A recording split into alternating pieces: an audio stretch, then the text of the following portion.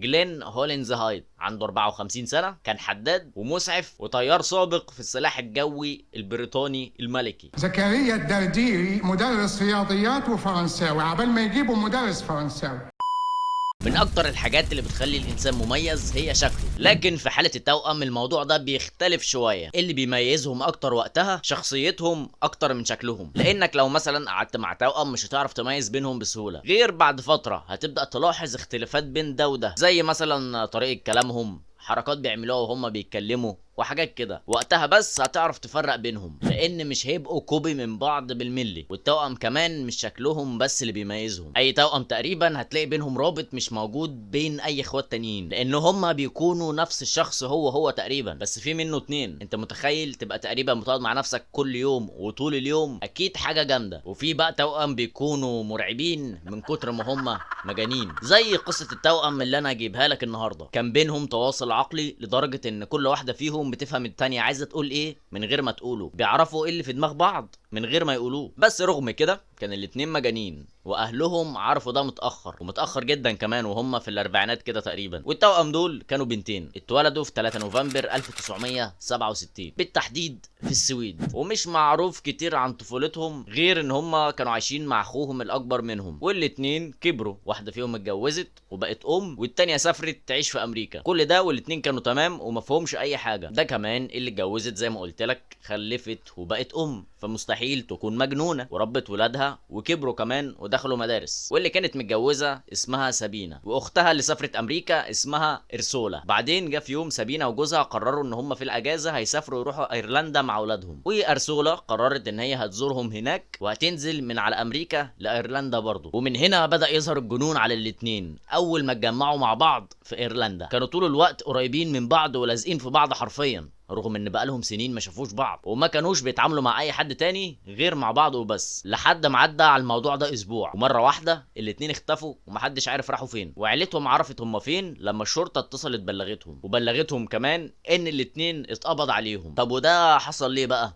تعال احكي لك. كان الاتنين قرروا ان هم يسافروا لانجلترا من غير ما يقولوا لحد، بالتحديد في ليفربول. وهم مسافرين السواق قلق منهم شويه او شويه كتير يعني، لان هم كانوا طول الوقت لازقين لبعض وبيعملوا حاجات غريبه، زي ان هم بيقوموا ويقفوا قدام كل راكب ويحسسوا على دماغه زي القطط شويه، ويلحسوا الازاز شويه، ويمددوا على الكراسي ويتمرمغوا في الارض، وحاجات كده غريبه كتير. طبعا الركاب اشتكت وكانوا خايفين، دي مش تصرفات طبيعيه. فسواق نزلهم في طريق معروف في ليفربول اسمه M6، وده طريق سريع مشهور في ليفربول ومعروف انه بيحصل فيه حوادث كتير. فلما نزلوا من الاتوبيس جالهم فكره متخلفه ان هم يفضلوا يعدوا الشارع وهم بيجروا بسرعه. انا كنت بعمل كده وانا صغير على فكره، هيهي. فايوه من غير ما ابص بشوف الشارع كده بخاف من العربيات مش عارف اعدي، فبجري وخلاص وانا وحظي، والحمد لله ولا مره اتخبطت. اوعى تعمل كده. المهم الاتنين دول قرروا يعملوا العبط اللي انا كنت بعمله ده، وكانوا كل شويه كل ما يعدوا الطريق يرجعوا بنفس الحركه تاني، بيفضلوا رايحين جايين لحد ما وصل للشرطه كذا بلاغ ان في اتنين مجانين بيعملوا كده، وده طريق سريع فاكيد هيتداسوا. فالشرطه راحت تشوف في ايه، لقوا فعلا في اتنين ستات عمالين يجروا الطريق، وكل شويه يروحوا ويجوا يروحوا ويجوا ومش راضيين يقفوا. وبسبب ده الطريق اتعطل، لان العربيات بقت شايفاهم من مسافه خلاص، والعربيات اللي قدام مهديه في اللي وراها بتهدي، واللي وراها بتهدي، واللي وراها بتهدي، فالدنيا بتقف خالص. فعطلوا مرور على طريق سريع اصلا، فقعدوا يجروا وراهم على الطريق لحد ما مسكوهم. فلما وقفوهم واتكلموا معاهم سابينا قالت لهم جمله محدش فاهم منها اي حاجه. في الاغلب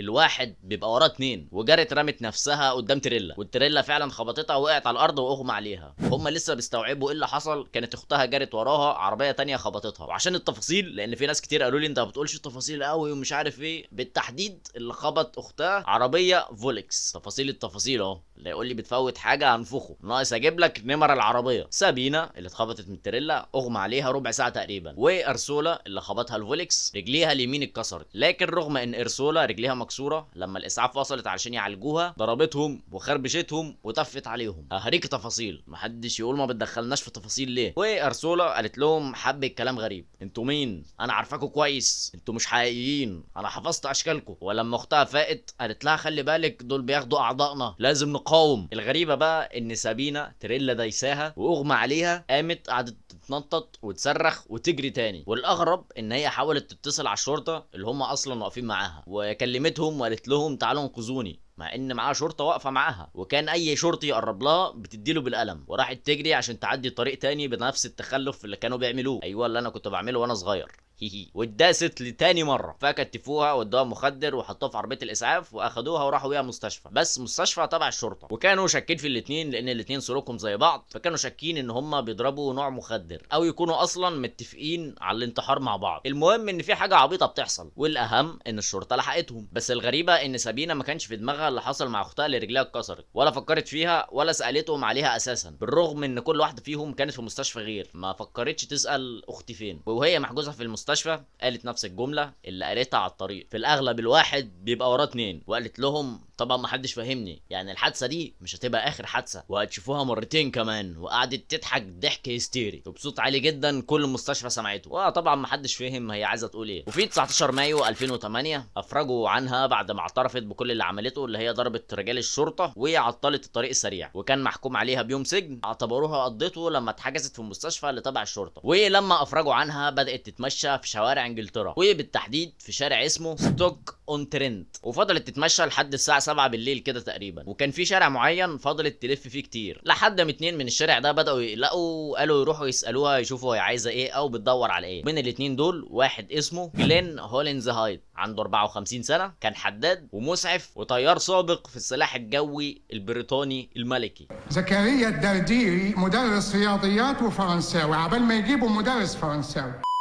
والتاني كان صاحبه بيتر مولوي، والاتنين كان معاهم كلب، وهما بيكلموها سابتهم يتكلموا ونزلت قعدت تحسس على الكلب، مع ان دي حركه تبان ان هي شخص كيوت وطيب، بس في نفس الوقت وهي بتحسس على الكلب كانت عماله تجز على اسنانها وشكلها متنرفز، فانت متفهمش هي عايزه ايه. وده اللي بدا يقلق الاتنين، لان هي بتتكلم عادي وقاعده بتحسس على كلب، حاجه متنرفزه يعني، لكن وشها كان متنرفز جدا. مره واحده بصت لهم قالت لهم: ما تعرفوش مكان فندق كده هبات فيه النهارده؟ فمولوي قال لها ثانيه واحده، ووشوش الجلين وقال له: طب ما خليها تبات عندك. قال له: تمام ماشي. وهو برضه ايه، بدل ما تاذي حد نشوف هتعمل ايه. وعرضوا عليها الموضوع ده وفعلا قبلت، قالت لهم: ماشي هاجي معاكم. وهم قاعدين في البيت الثلاثه كانت كل شويه تقوم تبص من البلكونه وتقعد تتلفت كده، ايه، تحس ان في حد بيراقبها او هي هربانه من حد، فبداوا يقلقوا منها اكتر ما هم قلقانين اصلا. وبعدين طلعت علبه سجاير وعزمت على كل واحد بسجاره، وهم لسه هيولعوها قالت لهم: لا لا لا ثواني، ممكن تكون مسمومه، اوعوا حد يولعها. واخدتهم منهم تاني، فهم ما كانوش فاهمين في ايه. وعلى الساعه 1 بالليل كده مولوي روح وساب الاتنين لوحدهم في البيت. ولما جه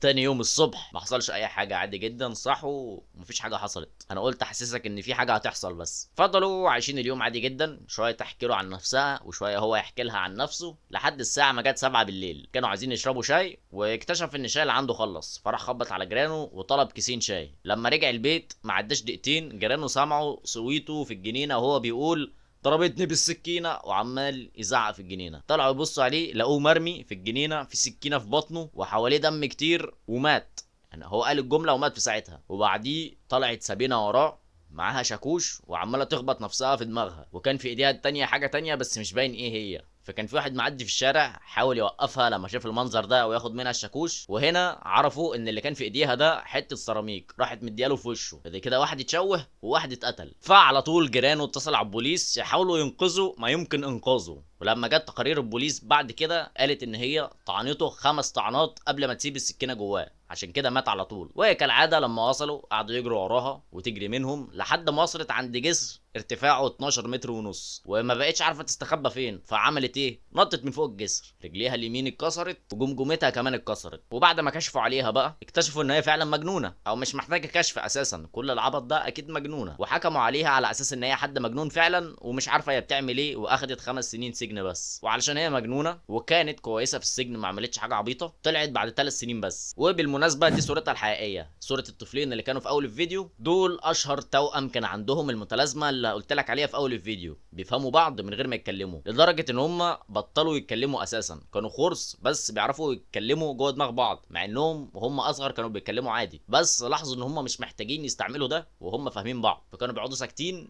بس هم بيتكلموا. اتمنى اكون فهمت اللي انا قلته ده. ايه رايك بقى في القصه وايه تفسيرك لكل اللي حصل ده؟ ما تنساش تقول لي بقى في الكومنتات، وتدوس لايك وتشترك وتفعل الجرس. وبس يا زميلي كده الفيديو يبقى خلص، سلام. وحط بتاعت مدرس العاب لحد ما يجيبوا مدرس العاب.